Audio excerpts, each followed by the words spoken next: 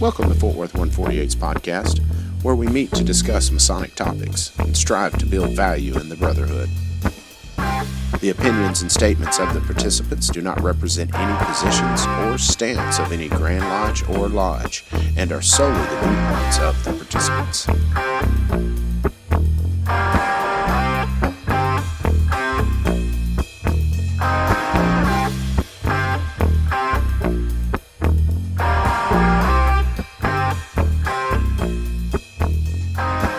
Welcome back to the podcast, brothers. This is Rick Moore, past master of Fort Worth 148. This is Billy Hamilton, current senior warden of Fort Worth 148. This is Gabe Yagish, junior warden of Fort Worth 148. This is Evie Kirkendall, master of ceremonies, Fort Worth 148. And tonight we have an extra special guest. This is Craig Enderli, of Cedar Bow Lodge, number 321. Did you say Cedar Bayou? That's correct. I didn't know if it was Cedar Bayou or Bayou. That's right, Cedar Bow. Sweet. Well, we're glad to have you on, Craig. Do you have an office in the lodge? I do. I am the current treasurer. Oh, cool. Now, I know you've got a few positions Grand Lodge-wise as well, right? What are you currently doing there? I am on Most Worshipful Paul Underwood's planning team, and I'm also the Grand Lodge of Texas Internet Committee chairman. Sweet. So we got the horse's mouth. He invented the internets. The series of twos. Awesome. Well, cool. That sounds like a winner. I think today that's what we're going to have you on for, is to talk a lot about Grandview. I'm sure we'll touch on the Internet Committee as well, because we've been interviewing Grand Lodge committees, kind of what they do, overview kind of stuff. But I want us to focus on the Grandview, how Master Masons and secretaries can get the most out of that. But before we do, so our last podcast was about installations. And Brother Travis Norman reached out to me and he goes, "Hey, you never talked about the benefits of a closed installation." So I thought that'd be a good discussion question. What do you guys feel the benefits of a closed installation would be? I think the silence kind of points it out. No, I would say, I was just waiting for somebody to jump in first, but I would say less cat wrangling. You're going to have a lot less complications when you're dealing with Master Masons only. That is a very nice thing. I am very, as somebody who has been doing a lot of Masonic dinners and events and stuff, I appreciate simplicity of organization quite a lot. It also makes it a lot more exclusive, right? So there's a special sense of, hey, this is for us, right? Yeah. And I know that there's a lot of advantages to, say, inviting people to come to installation and having a large group get together and making it a family event. That's a fine environment. But there is also something very special about being able to take an event and say, this is for us. It's not for anybody else. And that's what makes it special, right? It's a very intimate sort of environment. No, and I think that's really ultimately, it used to be a closed ceremony. And I think a lot of what Travis was getting at is the fact that we have flung our doors open to the public, and it's like, hey, come look what we're doing. And it's taken the edge off of that mystique that we've had at one point, that we're almost, it does almost put off a beggar's sense, in a way, especially if it's not done right. But I could see how a lodge having a closed installation could get hooked on that, because like you say, it's a more intimate setting. You've got, the flow's better, and, it's just all of the guys there together. I could also see an argument to be had regarding closed installations, because one of the things we talked about is bringing our friends and family, mostly our family, into the fold, letting them see what we do, especially like our spouses who probably never get to really see what we do inside the lodge. And so it ends up being like this kind of come look at me, even though we emphasize that it's always about the guests and it should be about the guests and the people who the worshipful master is championing as his support organization. But at the same time, there's probably better venues to say thank you to your spouse than your installation. And Yeah. so I could absolutely see the argument to be had that's not the place for, friends, family, and wives and kids and things of that nature. That if a lodge really wants to say thank you to their spouses or to their, friends and family, or the rest of the lodge writ large, there are much better places to do it. So I could absolutely see the argument for closed installations and different venues of thanks for other folks. So Yeah. I think there is an opportunity also that it can be done in a very impressive format. I've only attended one closed installation, and it was in a different jurisdiction, but the way it was done was actually really nice. So the outgoing officers started in their stations, their normal stations. Then when the installation happened, they stood up, walked to the center near the altar. They took their I guess they went through the installation, and what happened was, as each person was installed, they went to their new station, and then they closed in their new station. So there was an advantage there that the pressure was on them that they had to learn their new position in advance, right? So there's no excuse if you didn't know it, because everyone else was going to know it too. You'd be the odd man out. Um, and as a visitor, I actually found it very impressive, right? Because it says that there's some forethought in um, advanced, I guess, preparation that was done by the lodge officers in order to make it a smooth transition. Yeah. I think there's pros and cons to them both. Absolutely. So, whatever fits your culture, get after it. Uh, make it happen, because obviously I'm not against them. We do them all the time. So carry on. But I thought that'd be an interesting question to pose, because it's something we didn't touch on in that last. Because you do have the right to do that closed. It's almost to the point to where lodges think they have to do it in an open ceremony. Well, No. and don't you get Vanguard Award points if you do an open ceremony, or am I thinking of the Zerubbabel Award? No, that's it. Well, it used to be. I'm not for sure now, but it used to be like a general. Did you have an open meeting? That family can come to, and most people use the installation for that. Okay, so did they take that requirement off, or? Yeah, I don't think it was ever a requirement that you had to hold an open installation. You just had to hold an open meeting. So it could have been anything, history of your lodge that the wives were invited to. As long as it was in the minutes, you went to refreshment kind of thing. Yes, we held an open master's degree. Wait, what? Yeah, that's definitely not going to get you the Vanguard. You're like, unconventional. I like your style. Probably not happening. Craig, before we jump into personal questions, did you want to tack anything onto that? No, you guys covered it good. Righty then. So before we get into all the good stuff, tell us about yourself outside the Masonic lens. All right. Well, I married my high school sweetheart. She's a Marine. Served in Operation Iraqi Freedom. I've got. She now works for the school district.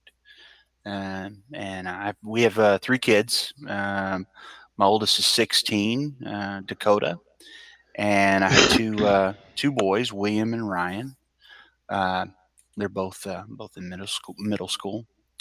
I'm 37. I'm fifth generation Texan. Enderleys immigrated to from Switzerland to Gonzales, Texas, and then they moved over here to East Harris County, West Chambers County. That's where I've lived most of my life. Um, I work at the ExxonMobil refinery in Baytown uh, for S&C Lavalin Engineers, and I'm the supervisor over the field engineers and surveyors and laser scan techs. Uh, so I get to work with new new technology to measure different objects, drums and towers and piping, and then we get to help with that front end with the engineering and design phase, and then get to see it all the way through final product construction, do some QC, managing critical points. So to make sure everything gets billed for the design. That's pretty much it. Interesting. So when, why, and what lodge did you join? Well, I'm going to start with kind of start with the I didn't have any Masonic connections that I can really think of when I was growing up until about the age of 16. This will probably be really the second time I've really told this story. That the actual first time that I can recall Masonry touching, getting into my life was I was in the living room of my friend's house, who just so happened to be a girl, which later is my wife. And there's a portrait that was on the wall, and never really noticed this portrait before. And it was my mother-in-law, and she's dressed in all white, in a white dress, and she has this giant red cross on her, and it's this beautiful, ornate, kind of portrait. And but immediately I was like looking at it like, what in the world is going on here? This kind of, and I asked, I kind of remember asking about like, hey, what's the deal with the painting? And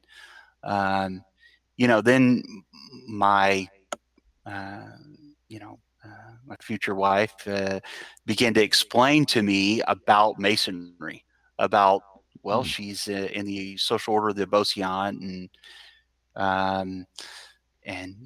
my dad is a past master, and I'm a rainbow. And at the time, I really didn't understand it. I kind of at first didn't know exactly what everything was, but I kind of just let it go. But I think that was the fire starter point. So I give my mother-in-law and my wife the credit for my first touch point on Masonry.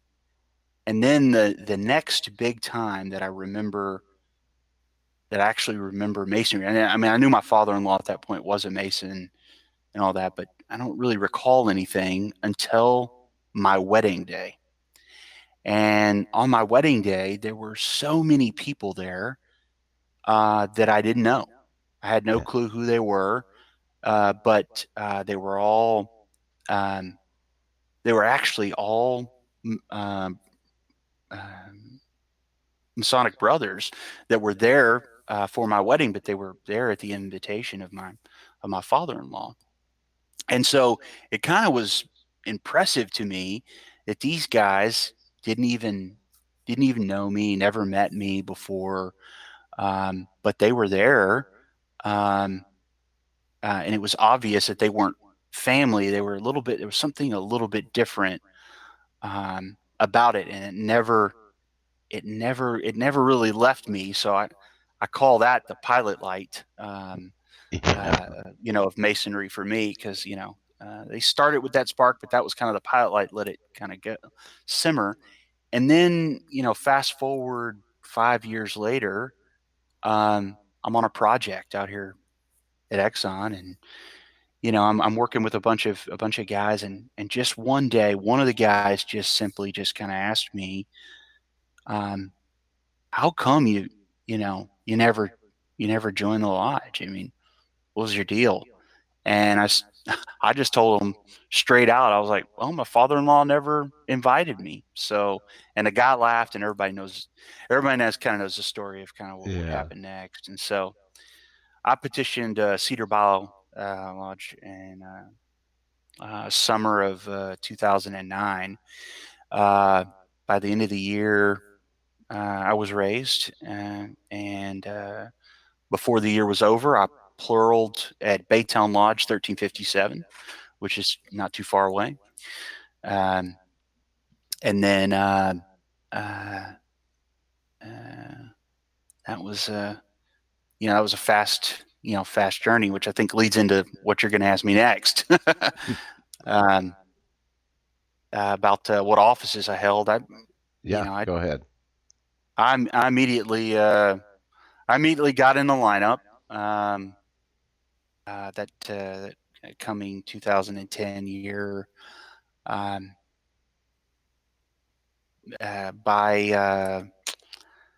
I'm pretty sure it was 2011 or 12. I can't remember off the top of my head. I became worshipful master over at Baytown Lodge, a relatively smaller lodge. So obviously it was too quick to the east, in my opinion, after doing the journey. But Yeah. but I was in both lodges, and so I after I got done there as worshipful master, I served secretary as 1 year, and then I like to say I was elevated to the position of treasurer for 3 years, and then seasons changed, so I got out of the officer lineup over at Baytown. But Cedar Bayou, I was worshipful master in 2013. Mm-hmm. And then after getting out of there, I've been treasurer ever since. So I think if I'm asked to serve as treasurer again, I think this will be 7 years I've been treasurer over there. One of those positions you almost die in. I was appointed DDGM, past Grandmaster Terry Stogner in 2019 for Masonic District 30F. I was also on his planning team as well. I was a latecomer to his team, but I did help him out traveling to conferences and such. And gotcha. I was that was the year 2019. I was elected to, or excuse me, I was appointed to serve on the Internet Committee. There was someone's unexpired term that they needed somebody to fill, so gotcha. I got on board there. So and then the last thing I can say is that after the annual communication, the board of directors for the Texas Masonic Charities Foundation met, and I was elected as a board director on there. Oh, that happened at Grand Lodge? Immediately following. Oh, okay. I was going to say, I totally missed that. Yeah. And did I catch it right that Terry did appoint you as on the Internet Committee? That was his year? That's correct. Mm-hmm. Gotcha. Okay. Well, I think that's a good segue to get into this stuff, because I know a lot of guys are very interested in that Grandview system and things like that. So do you know when and why we switched to Grandview? It's a little bit before my time, but my understanding is that I used the old system as that 1 year that I spent as secretary, and I know at the time that the system was having issues and that it was beginning to fail, and they were having to back it up quite a bit, and so they were trying to migrate to a new system, and so that was about 2011, 2012 is when they realized we need to start archiving this and importing this.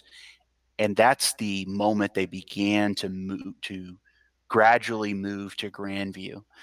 Now, its actual rollout time to secretaries, I don't know when that was, because That was Kirby's but year, wasn't it? Was that Kirby's year?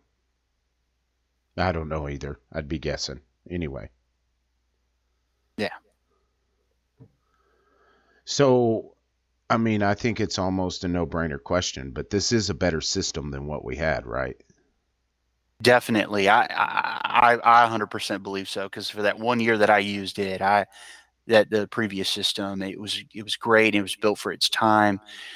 This particular one has so many more features, and the best part, um, about this is that it's user driven on helping maintain some records, and helping the continuous feed of information. That where before there were a lot of touch points that required the Grand Secretary's office to do a task before anything would proceed. And I know that was a difficult point for me, where at Baytown, when I was secretary, I took everything out of the filing cabinet and I entered everything in there, all members, going all the way back to the Yeah. beginning. But the problem was, I had to enter a record and submit it, and then I had to type a long email to the Grand Secretary's office and say, "Hey, could you progress these?" And then they would progress it and send it back to me, and then I would have to go to the next step and then send the email again. And Uh, so I couldn't do a full person. I would have to do one step at a time and ask them to progress it. yeah. And it was that's a lot to do. But here with this system, you are progress. There's more user control. There's still controls in place to prevent errors and such, but it's not required that another person look at it and activate it before it goes forward, which is Gotcha. that's a big moving point. Yeah. Streamline everything. Mm. So I know this system as well has a side for master masons to use, not just secretaries. How do they get signed up for that? Well, the easiest way to tell somebody to get there is go to the Grand Lodge of Texas webpage, which is Grand Lodge of Texas, all one word, no spaces, .org. And you can click in the upper right-hand corner where it says Member Portal. And the first time you sign in, it's probably a good idea to have your dues card handy with you, because you'll need your member number, and I believe you'll need to know what your home lodge is to register for the first time. You'll just need to register with an email address as well. Gotcha. So when they get signed up, what amenities do they have? Why would they want to sign up? Well, the whole intent behind the system, has a notification. There are features that are built in that are their resources, and managing your profile, and things like that. But the biggest portion is a notification portion of it. So it is as good as the information that is entered into it, and is pulled, and it's likewise pulled out of it by the master mason. So the secretary can all day go in there and add events or add resources, notifications and things. But if the master masons who are wanting this information are not signed up, they'll never get it. So Gotcha. I believe, to me, is the biggest key. The secondary of that is the control over your profile. Before, likewise, that touch point that I was talking about, there was a Hmm. touch point with the member as well. If they wanted to just update their email address, they had to give it to the secretary on a scratch piece of paper, and then they would have to go enter that in for them. But in this way, there's complete control. You change your address, you can go in there and do it yourself. When notifying your secretary is by you updating the portal. Yeah. And I know, like for me and you, I know the communication is the biggest selling point for us. But I know there's a lot of cats out there too that when I was secretary and this rolled out and they signed up, they're like, wait, my profile's all wrong. It doesn't have this when I did this year. So that's a big deal for guys too, to make sure that their Masonic record is correct. Yeah, that is key too. I have run across that several times where I've heard somebody say, "Hey, there's a glitch. I've noticed, my everything's off by 1 year in my profile, or Yep. in my Masonic history or something." And they would probably never know about it unless it wasn't for this. And I'll tell you another one that I try to tell everybody, remind somebody when you're going to update your profile, and that is uh, making sure that you update who your spouse is. Mm. Putting that on there is pretty important, because this helps with that whole situation of later down the down the road, of having a widows list. And we really push really hard for that on our side at our lodge, saying make sure you go in there and put that information in there, so that way we have an accurate list to go by. That's a good point. Yeah, make sure the And wives. that has a little feature in there for secretaries to go in there and update addresses for widows. And also there's a little toggle in there that says that the widow doesn't want to be, or wants to be contacted. But uh, we can do everything we want all day, but if we don't have the information to act upon it, Yeah. it's kind of hard. No, and when you say resources can be added, do you mean like the secretary can add files, like add your bylaws, rules, and regulations? That's right. There is a section. There's a section in there that they can add particular information about events, or like you said, or bylaws, or other particular information, news that they need to spread and share. Gotcha. And then the master mason's going to have access to his lodge's resources, correct? That's right. His lodge's news and events, and there's also those other information will be in there. So if the grand secretary or the grand master issues a message, that's going to be available in there as well. Or if they establish an event, it'll show up in there. That's also where probably more commonly people think of the Grand Secretary's monthly maintenance newsletter. Mm-hmm. That's also available in that same location. Yeah, you used to have to wait till stated meeting, but like for instance, when Orville had to retire, we knew that I mean, the Grand Master's able to send a email to every Mason that signed up. So Yeah. if you're not on there, you're missing out on some important information that's coming, at light speed, and you don't have to wait for stated meeting to get that. Is there? I can't remember if there was. It's been a minute since I looked at it, but was there like a chat board, for lack of a better word? There's a social section that is built in, but I have never actually used it, and I don't really know the functions Yeah. of it well enough to talk about it. No, But I and do know that it does exist, and that it is in there. I don't know if it's one of the features um, that the Grand Secretary's office had previously elected to have, where it's switched off. And so that may be one of those items that it's there, but it's not. It's just turned off, and that's probably a good point to say that the Grand Secretary's office is reevaluating a lot of those things, that are all those functions, and are going to make a quick decision on whether those actually should be deactivated for us. gotcha. Now, I know one thing that probably won't be going away, and that's the find meeting or find meetings and lodge locator function on Yeah. there. Can you tell us about that?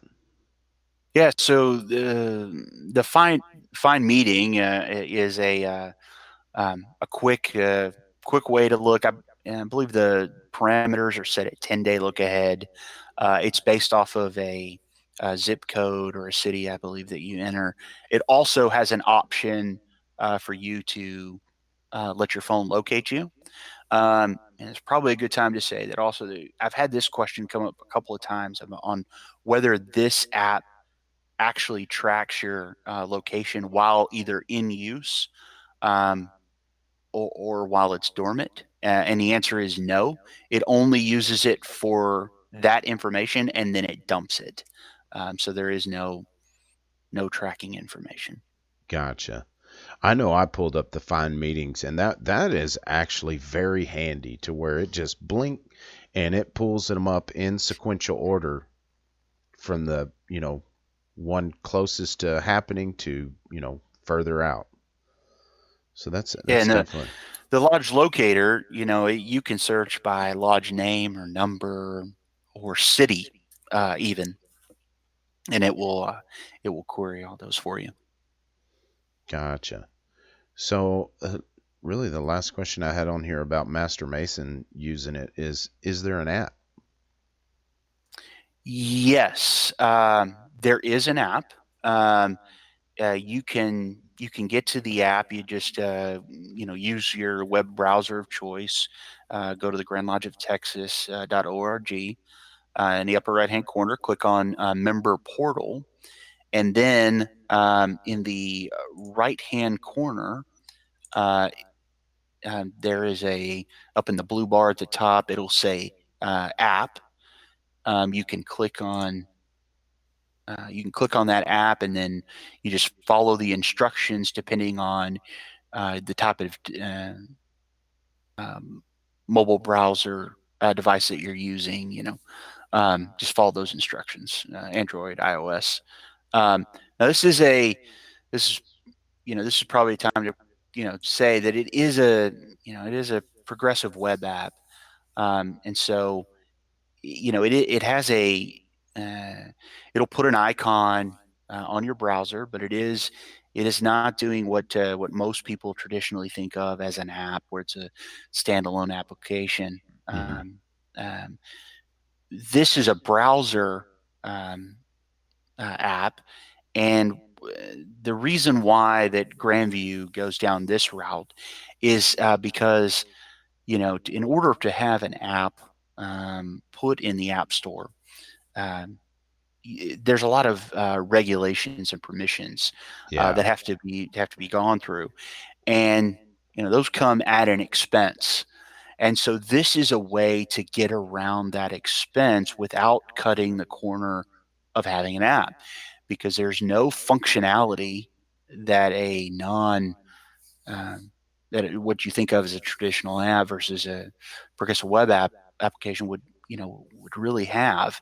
Um, this also, the other little thing, it goes through the hassle of if you have an update, the update is instantaneous, because each time it's reaching across the browser to actually pull the information up. But if this was a traditional app, you have to go back through approval. After it was approved, then an update would need to be downloaded, and so forth. So in many ways, it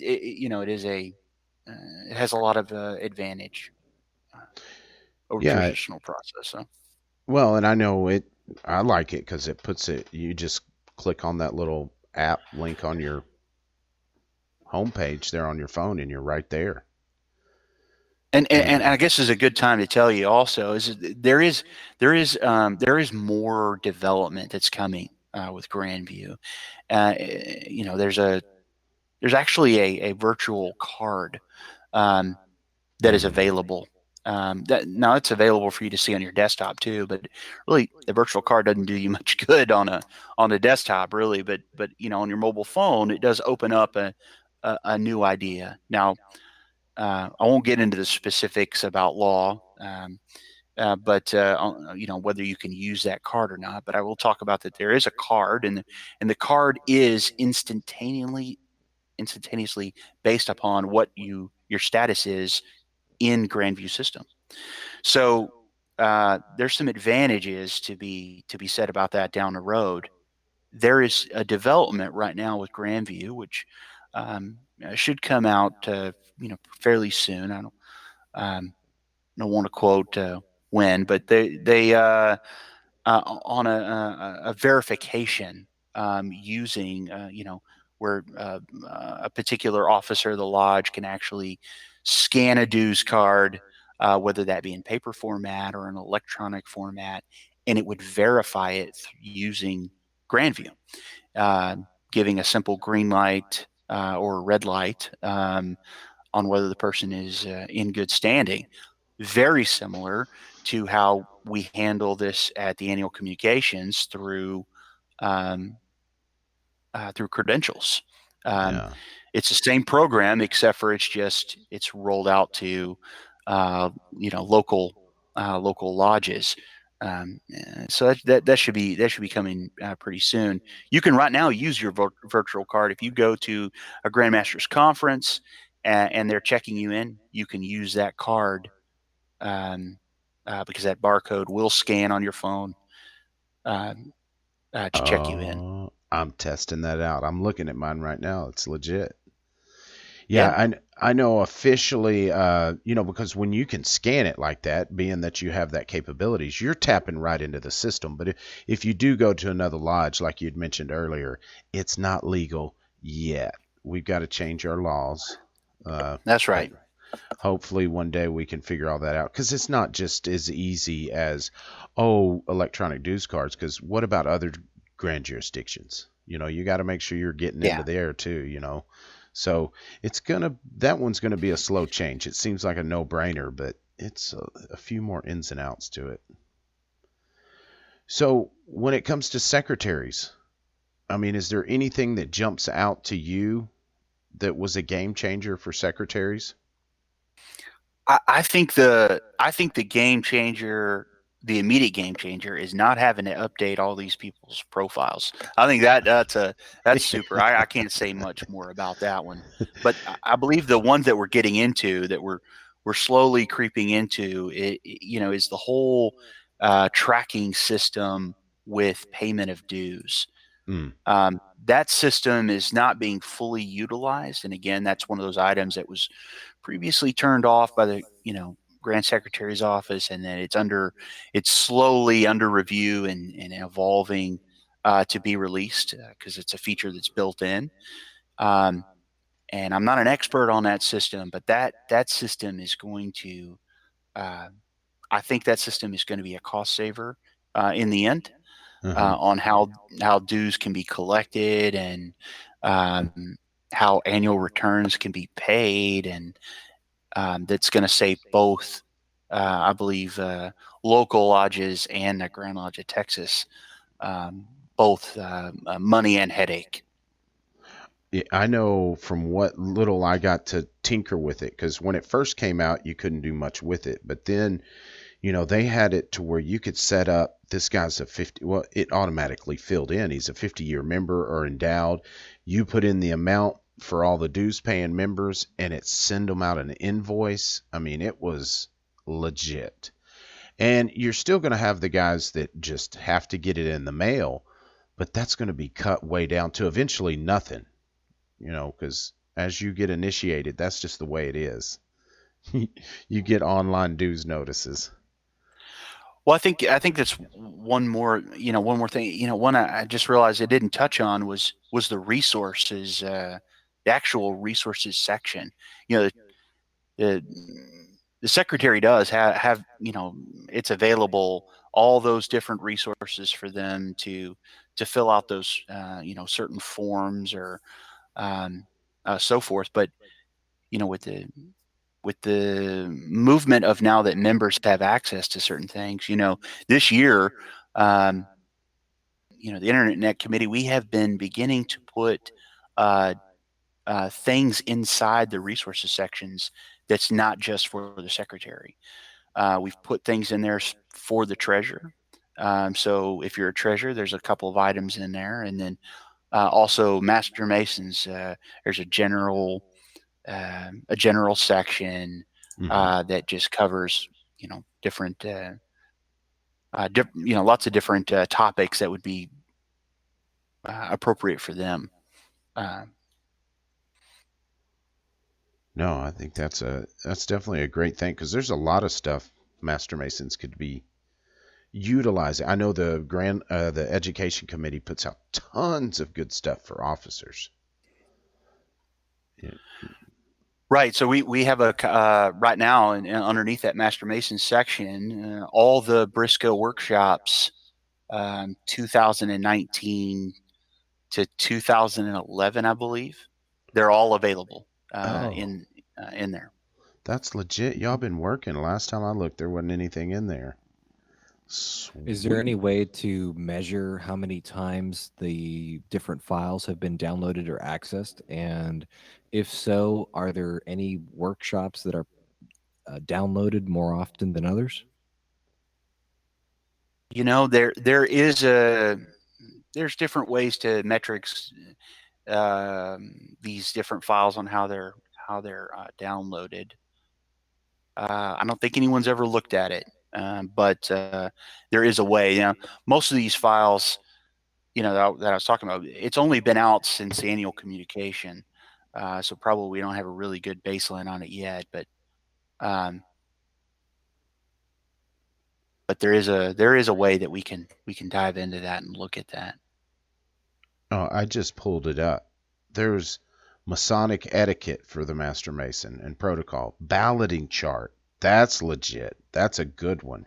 You know, is it a show of hands or a ballot box? You got the form. Workshops. And these there. are all accessible. You can, if you're in lodge and you're uncertain, you can get on your app and you can go to that balloting chart right there. You don't have to save it on your phone. You know exactly where to go. You've got mentoring program for the lodges, engaging membership, the pass it on, cornerstones, how to do those, and the directory of lodges in the state of Texas. That's legit. So there you have it.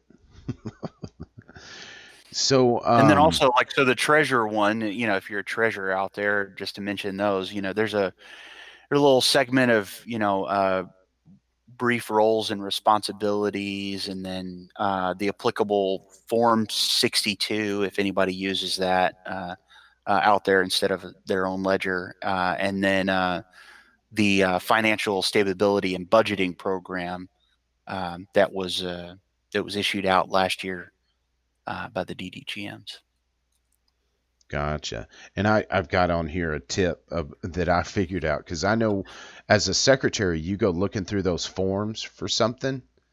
And I was used to the old system and the way they had them ordered, and it's different in the Grandview. I couldn't ever find anything hit the old Control F, as Billy taught me so long ago, and keyword search. You can find them so much quicker, because that can be very cumbersome. So did we miss anything the secretaries can do that we need to touch on? No, I don't believe so. I mean, we talked about these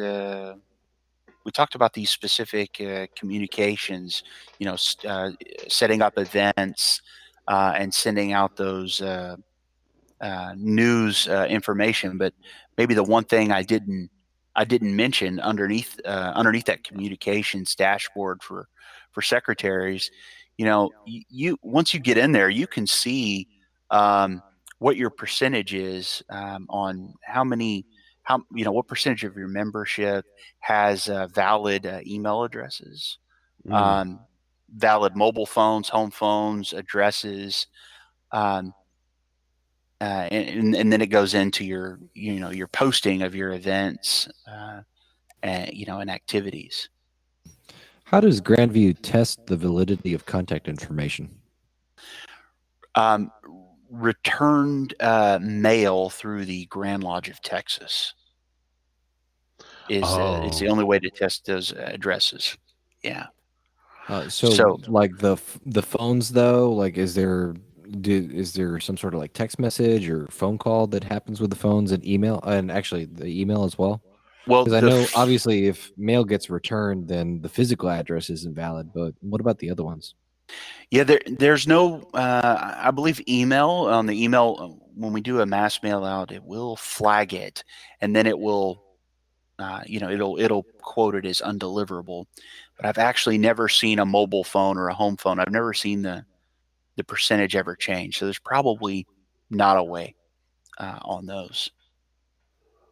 Well, and I'm, because I noticed that it had, when it asks you your preferred method of contact, text is one of them. And I'm guessing that may not be turned on right now because we've tinkered with that and nobody Yeah. ever gets a text from that. So hopefully Yeah. you can nudge somebody, Craig. Even if Yeah. we had to That pay that for is one that. of those features. Yeah, because that, There is a there is a concern, also about um, worrying about bothering people too much on sending communications, and so that's one of those items that people are sensitive of getting complaints about. Hey, I'm receiving these messages. yeah, I can get that. But you got the choice. Go log in. Their We'll own mail member it. preferences. Yeah, we'll mail it to you if that's your preference. We won't text you. Yes. But I know, especially with our lodge, to where we've got a bunch of young guys running around that might check their emails every 3 days. Those are a thing of the past. And so if it's not a push notification or a text message, it's not something they're getting instantly. Right. And push notifications are not rolled out completely yet with this the web app, um, and so but that is something that's coming here pretty soon. See, that's That even will better. you'll actually receive push notifications. So Yeah, that will be legit. I love it. See, and that's what I like about this system so much more than because the last is you got what you got. There was no updating. I used it for 6 years or 5 years, and it was the same every year, in and out. And this one's constantly being updated. So, if I remember correctly, when we did DDGM training this year, they had mentioned how the DDGMs have access to a certain portal. Do you know about that? yes, so DDGMs. Now these are DDGMs over a district, not at larges. Mm. But DDGMs have a dashboard that shows all of the members of that district. Um, and so it actually gives you a little bit of a broader view. You have a read-only access Mm. that appears much like the secretary's dashboard, in which you can go in and see you see progress um, of candidates, EAs, fellow crafts. You can also dive in deeper, find contact information, um, of each lodge, see what their membership contact information percentages are at. Um, See a lineup of all the officers electronically, which that's also available to members of that lodge. Through the dashboard, you can go in and see who you can go in and just see who are the officers of the lodges in which you're a member of and what their contact information is, and then who your district leadership team is and their contact information. Gotcha. And do they have access to send out emails district wide? They do. Very much like how Cool. that secretary can go in and create an event or make a post. They can, on behalf of the Grandmaster, they can do that. Matter of fact, I use that quite a bit for my year's DDGM. It was the way I posted about when I was going to be at a particular lodge, my schedule and such. Man, I'm writing that down because yeah, I don't think our DDGM's used it yet, but he's going to, and I know there's another guy that I may have to help him with. But what a great way to communicate something district wide. We get all four because we've got four in Tarrant County. We get all four. We cover Tarrant County that quick. That's a lot of Masons. Yeah. Interesting stuff. And So, it'll allow you to go in there and you know, as far as DDGM, it'll let you go in there and pluck who you want to the communication to go to. Um, it allows a selection for all master masons, um, officers of the lodge. um, So there's a way that there's some specifics in there that as a DDGM you can tell it who your audience is. gotcha. No, that would be a great tool to start utilizing. And DDGMs, do they have access to the forms like a secretary? They do. They do. Gotcha. Okay. So they can go snag those off of there. But it is important to make sure I mention DDGMs only have a read-only access as far as you know the membership of all those lodges, and unless they are also a secretary of a particular lodge. But so they could go in and they can see this information, but they again they can't change anything. Gotcha. And I remember what I was going to ask you. As far as them accessing that, so like a new DDGM, it's just the same way, right? They're just logging into that member portal, and it's just been That's updated right. because they are. Okay, gotcha. So That's it's, I right. mean, Their permission levels change. So, you know, sometime after installation, uh, it was probably it was probably Saturday night sometime. The old DDGMs got turned off, and the new DDGMs got that read-only permission, and so they'll have it until you know sometime that evening after installation. Likewise, same thing with you know lodge secretaries. It's switched on and off. It's just user-based permissions. gotcha. Interesting. That's a great feature for them to be able to communicate and keep tabs, see what lodges are doing what, and if they've got a lot of activity going on, go over there and visit, see what they're doing. It's a great tool. So I can just imagine as Grand Secretary, everything kind of beefs up to another level. Like we talked about, they can send out statewide communications and stuff like that. Is there anything that the Grand Secretary has that's unique, that we haven't really covered? Well, you know, uh, really, instead of just Grand Secretary, it's actually Grand Lodge. Um, so the Grand Master and a few other people that are dealing with data for the Grand Master, you know, such as the Internet Committee or somebody on credentials or you know something like that needs this type of uh, dashboard, information for different reports um, or providing information to the Grand Master about particular questions about the jurisdiction. Can see things, very much like the secretary can about what type of contact information do we have for uh, all the Masons in Texas. How many uh, to date. This Masonic year, how many EAs, fellow crafts, master masons there are, how many deaths, um, um, how many petitions were registered, or candidates, filing paperwork, and it was entered into Grand Lodge, into Grandview rather. There's also some other like audit reports and things like that that are built in for annual returns um, that are really just used in the Grand Secretary's office. Gotcha. And I'm assuming it like compiles average age like it does for the lodge, but for the state. Yes, yes, it does.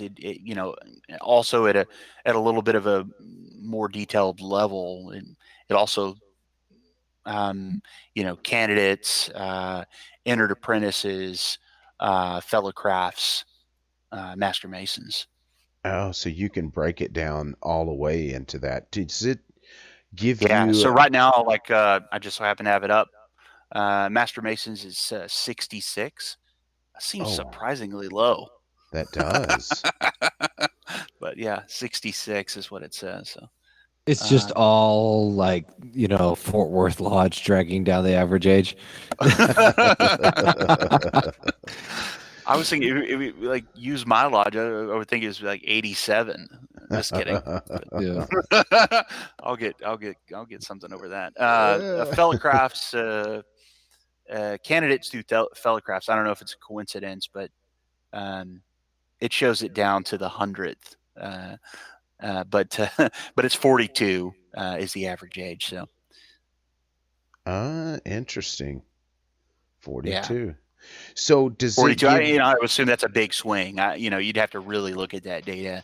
Averages, as a numbers person, that kills me because it really don't tell the full story. You'd really have to need to look at that a little bit further. But yeah, does it give you the average length of time for progressing?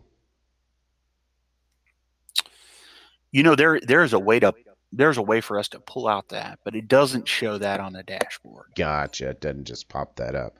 See, that's Yeah. that's neat that you would have access to be able to crunch those though, because if nothing else, you could just print out a report and make it, make an average of it. But to me, that kind of stuff is what's going to light the path to the direction we need to be going to, not only attract new members, but more importantly, retain them. Because we can start figuring out who's doing what right, and start really drilling down on this kind of stuff. Because, I mean, you're not going to know what you're doing right or wrong if there's no data to track. There's no way to really verify it without it. Yeah, agreed. So, is there anything we missed? Because I just got one last question for you but before we do that, I just wanted to wrap up Grandview and see if we missed anything. No, I think that's let me just mention one thing about endowments on the secretary side. You can pull a list of, you can go in there and pull the list of actual endowments, and that gives me a great topic that in the resources section, I'll put a place in there for endowments. And so often enough, I always hear somebody say, here, I want to make a donation. I'm endowed, but here's a donation, and I push my guys at my lodge to not do that, and to actually, I give them that form 77B, and I encourage them to write that $100 check so they can add to their endowment. If you go underneath the resource section, you'll see I put a section in there, so you can go see that. But that, as a treasurer, I really push all of our guys not to just make that one-time donation, to put that in that endowment, because that can, in the long run, especially if you're a younger Mason, and you continuously do that every time dues are due, you send off that form, it'll really help your lodge out in the end. Yeah, because it could add up quick. But yeah, I saw that. So they just basically go on there to the resources, print off Form 77B, hand that in with, it's at least $100 check if I remember right. It's in increments of 100. So increments of 100. Mm-hmm. Yeah, and you just hand it off, and voila, that makes things so much easier. Because man, the hassle of, brother secretary, I need to add money to my account or to my endowment. And it's like, okay, I'll print that form out and bring it next time. Dag nabbit, I forgot it. I'll bring it next time. It's always something like that. Mm-hmm. So before we wrap this up, I know as on the internet committee, you guys deal a lot with this Grandview system. What else do you guys oversee, if anything? Well, we're also in charge of social media outlets, and so those are anything from say Facebook. Right now, we have a campaign as chairman that I decided that we're issuing out one video a week on our Facebook page, and we're getting content from everybody, all these different committees, to help with that, and we're pooling in the a YouTube channel as well, and you can go to our Facebook page and get all those details to get to that YouTube channel. I'm gonna go look it up now because I'm subscribed to the old one. Yes. So there's two now, right? There's two now. We don't know who has the keys to the old account. So we had to make after a year of searching and finding, we decided we needed to move on and just create a new one, which is linked to the Grand Lodge of Texas webpage. What? I don't see it on Facebook. What's it under? Or do you what's the name of it? I should know that answer, but you don't know the name of the page, do you, off the top of your head? I think it's Grand Lodge of Texas AF and AM. It is Grand Lodge of Texas AF and AM. There you go, guys. So go YouTube that, search that on YouTube and subscribe there. I know personally the videos have been coming out, been great, but the one that you guys did on the Masonic last rites, that was legit. It was legit. Yeah, that one was a lot of fun to actually make, and so what is great about it is that all the content that we're getting is, we're just soliciting people from across the state to bring this in, different committees. We're working with the Committee on Work right now to produce a couple. We've got one, or we've got several that are coming out from Masonic Service and Education Committee, even a throwback one from 1978. And I've never seen this film before. It's like 26 minutes long, and that we're actually working with them to make a 2020 version of that film as well. So there's a lot of interesting stuff, but one a week, trying to make sure we get one out there. Gotcha. So I found it. The new one is just Grand Lodge of Texas AF and AM. The old one is the Grand Lodge of Texas AF and AM. At least that's what I found. Because the new one, the Grand Lodge of the one without the, has all the new videos. The old one, got some good stuff. The old videos are on the new one. Oh, so okay. It is good. So we went in there and we either got the originals that were uploaded, or we got them off the old channel and are republishing them on this new channel. Yeah, gotcha. So we won't have any lost content. There you go. Yeah. Merge them all together. Yeah, I just finished all the past Grandmaster interviews on that old one, and there is some good stuff in there. Which, speaking of, do you know when the Internet Committee was established? I just learned this afternoon. I have. Nope. You'll get me on this one too. It was David DeBrell, and it was like, of course, because he was on Paul's planning team for a while before he passed away. And I mean, just super sharp when it came to technology. And I mean, that guy was not a youngster. Yeah. But yeah, he pushed that through. I can't remember the year he served, but there you go. There's your marker. Go find when DeBrell served. Because they asked him on this YouTube channel, we've got some cornerstones. Got some cornerstones on there. I think you got Pretty sure that there is there's actually an installation, I think, in there as well. And of course, videos, Cornerstone. I think I said that as well. I think there's a couple of cornerstones and Grandmasters conferences, and there's also some of these the videos that are made for the Become a Mason videos, 15, 30 second clips are on there, so you can share those.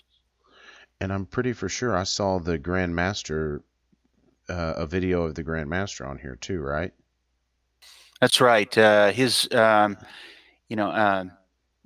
a different addresses from the Grandmaster. We're putting on here the introduction to all the Grand Lodge officers, all that. Excellent. Cool. So did we miss anything before we wrap this thing up, Craig? The only one, and I always get this, and I was thinking you were going to ask me, but I'm going to go ahead and say it anyways. Please. Is everyone asks me, when are we getting into Instagram? And I promise we'll do it. It will happen very, very soon. We're not there yet. I actually did have a question about when will we blank. And the question that I have is, when are we getting an online store? Because I noticed that there is technically a page. Yep. If you go to, I won't say the address, but it's easy to find. There is a shop portal. And at one point in time, it's not active now, but at one point in time, there was merchandise up there and like a checkout system, but not anymore. Yes. So it seems like y'all were experimenting with something. When is that going to roll out? Like as a full-blown thing? Yeah. So the Grand Secretary's office is working the logistics and the legal portion behind that, and they are going to be the driving force on when this is going to kick off. So we've had infrastructure, I think, from what I can see, it looks like we've had infrastructure for 2 or 3 years in order to have an online store. But the logistics issue was slowing everything down. Who's going to fill the orders, taxes, all that, shipping and such. And so I am aware of that this week, that there was a discussion with merchandise in the Grand Secretary's office about inventory and all those other questions that I said. And I was told that sometime in the next couple of days that we will be given a path forward. And if we're given a path forward, all we got to do is update the photographs and the logic, and we're ready to go. So the internet pieces, it was there. We noticed a couple of months ago somebody was getting in there and they were tinkering with like trying to buy some things or trying to do some things. So we had to go in there and shut it off because it doesn't go anywhere. It just keeps notifying us in the dashboard that there's an error, that somebody just keeps getting a page error. So well, that sounds like it'll be a winner when you get it online. There's no way it won't be, though. I can't wait. Yeah, I think it'll be very successful. Well, Evie, did you fall asleep? Billy? Y'all got anything? I've just been listening the whole time. A lot of interesting stuff there about, especially the internet stuff, because that's been my my biggest, I guess, complaint about like Grand Lodge responsiveness is the lack of internet and web-based presence, and to hear that it's actually moving forward in a 21st century direction is refreshing news to my ears. Yes, agreed. Agreed. It's going to be like Yeah, turning a overall, a battleship. positive step. Yeah. Tough stuff. All right, gentlemen. The quote of the week that I've got, this guy's not a Mason that I know of, John Medea. The quote is, "Simplicity is about subtracting the obvious and adding the meaningful," which seemed to fit because Oh, I like that. her last system was obviously way behind the times. I feel like we've taken a step into the future. All right, Gabe. It's like we're in Star Trek now. Yeah, well, we're getting there. We're building it. Gabe, you want to throw out contact info and we'll shut her down? Sure. Folks, if you would like to learn more about us, you can find us at www.fortworth148.org. We are at Fort Worth Lodge 148 on Facebook and Twitter and Instagram, but we don't use Twitter. Our email is info148@fortworth148.org. And you can learn more about our educational symposium, Texas Masonicon, at texasmasonicon.com. That's texasmasonicon.com. Please remember to leave a review of the show. And if you like us, give us 5 stars. Yes, sir. And news should be coming shortly about Masonicon. So get your tickets. Early bird's still here. It'll be around for a little bit, but you don't want to miss that. I'm excited to start releasing info on speakers. We always leave that as a surprise every year. And it's one of my favorite things because everyone's going, okay, so who's the next guy? Man, and I talked to our keynote speaker all over the phone, and I'm so excited. He seems like such a great brother. So awesome. Just hold on and we'll let you know. You guys do such a good job at that. I really, I enjoy it every year. Man, we appreciate it. It's a labor of love for sure, because it is a lot of work. It is. All right, gentlemen. And it's by been the way, fun. Britt and Gabe, do we still have any tickets available for the meal before, the night before, the festive board? Yes, there are still some festive board tickets available, but they are going very fast. Yes, the festive board with speaker Chuck Dunning. So get your tickets while you can. Those are going. All right, gentlemen, is that it? I think we got it all. All righty, brothers. This is Rip Moore signing off. This is Billy Hamilton signing off. This is Gabe Yagish signing off. This is Evie Kirkendall signing off. And this is Craig Enderli signing off.